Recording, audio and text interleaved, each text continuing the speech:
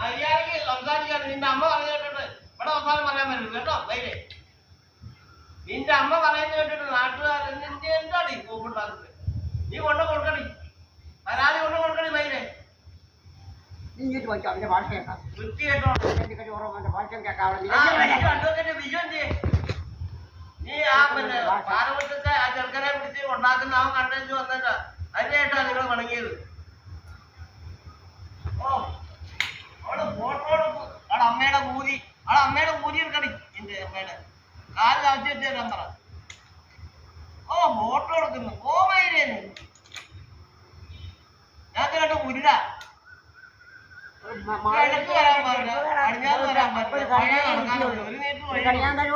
വിളിച്ചോണ്ട് വന്നേക്കുവാ. രാത്രി അവള് സന്ധ്യക്ക് വരും. അടുക്കള നാട്ടുകാരുടെ എല്ലാം അവസാനം എന്നിട്ട് അവളെ വിളിച്ചില്ല. അവള് പെരുമാറിന്റെ കൂടെ നിൽക്കത്തുള്ളൂ. ഈ കല്യാണത്തിന്റെ കൂടെ അവള് നിൽക്കത്തുള്ളൂ. ഹോട്ടലിൽ സത്മകരണി തമ്പുരാട്ട് കല്യാണന്റെ കൂടെ താമസിക്കത്തുള്ളൂ. അയ്യോ ദീപായ കഷ്ടമാ. ഒരു ഭർത്താവല്ല, ഇനി എത്ര ഭർത്താവ് ഉണ്ടെങ്കിലും നന്നാ നിനക്ക് നന്നാ സുഖം വരത്തില്ല. 19 വയസ്സ് കഴിഞ്ഞിട്ട് നിനക്ക് മര്യാദക്ക് ജീവിക്കാൻ നോക്കും. എന്നിങ്ങനെ നോക്കി കണ്ട് ഫോട്ടോ എടുത്തുകൊണ്ടിരിക്കുക.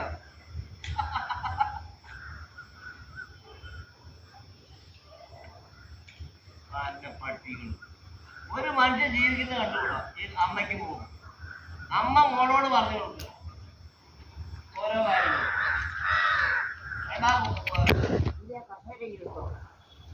ആ ചെമ്മരിയാഷ്ട ഒന്നുള്ള സ്വന്തം ആ പെണ്ണുമ്പളെ ഇടിച്ച് അത് കണ്ടോളാം. അതാ ജീവൊക്കെ ഉള്ളത്. ആ പെണ്ണുമ്പളെ ഇടിച്ച് പുറത്തി കാണിച്ച് രമേശൻ എന്നോട് പറഞ്ഞത് കണ്ട് എല്ലാം പിടിച്ചു പറിച്ചത്. ആണ് സ്വത്തുക്കൾ മൊത്തം പിടിച്ചു പറിച്ചത്. ഒരു കളിയാൻ വന്നതാണോ? നാട്ടുകാർക്കെല്ലാം നല്ല അസൽ സാഹിത്യം പറഞ്ഞു കൊടുക്കും. അവൻ